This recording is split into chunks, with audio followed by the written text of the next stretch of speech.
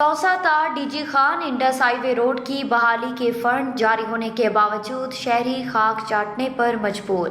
کراچی سے پشاور کو ملانے والی اہم قومی شاہراہ توسا سے شاہ صدرالدین تک نام و نشان مٹنے لگا۔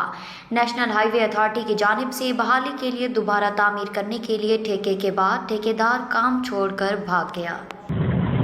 نیشنل ہائی وے کی تحقیق توسا کی عوام کے ساتھ لاپرواہی 2 سال قبل مرمت ہونے والا انڈس ہائی وے آج بھی مکمل نہ ہو سکا۔